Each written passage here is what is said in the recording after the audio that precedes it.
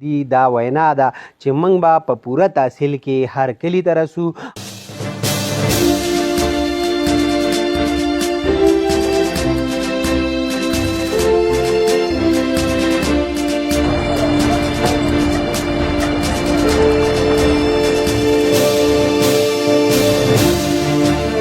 الرحمن الرحیم. قدرمنو کتونکو السلام علیکم. د تحصیلي شرینګل د عوامو دپاره نن زموږ سره یو خوشخبري ده او هغه دا چې د اوبو کومه لویه مسله چې په دې تحصیل کې رامخې ته وه، د دغه اوبو د مسلې د حل کولو دپاره د جمعیت علماء اسلام مشرانو یو منصوبه اعلان کړې ده. هغه منصوبه د بورینګ مشین په ذریعه باندې به چې کوم خلکو ته د اوبو ضرورت وي د هغې دپاره کار به کیږي. د بورینګ دغه کار به په داسې طریقه کیږي چې تاسو به صرف د دغه مشینرۍ د تیلو خرچه برداشت کوئ، نور به انشاءالله تعالی چې د چا هم ضرورت دی دغه ځایونو ته به د دې د طرفه دغه مشین رسي او د ټولو خلکو دپاره به دا د اوبو کومه مسله چې ده د دې د هوارولو کوشش کیږي. باقاعده د دې د طرفه نن په ټنګیسار کې د دې منصوبې آغاز وشو.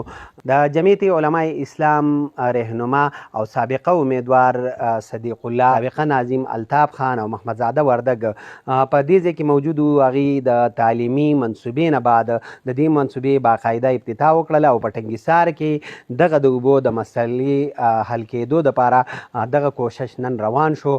انشاءالله تعالی د دې دا وینا ده چې موږ به په پوره تحصیل کې هر کلي ته رسو او د اوبو دا کومه مسله چې ده د دې د حل کولو کوشش به کوو چې دا شان ټولو خلکو ته بلا تفریق دا مشینري ورسي او د دې دا کار الله پاک سر ته ورسوي او دا مسله د اوبو حل شي. په تحصیلي شرینګل کې په اول ځل ټول سهولیات په یو ځای، ټي وي چینلز، اخبارات او سوشل میډیا. زموږ د خبر تحصیل میډیا سنټر شرینګل هم نن ویزټ وکړئ.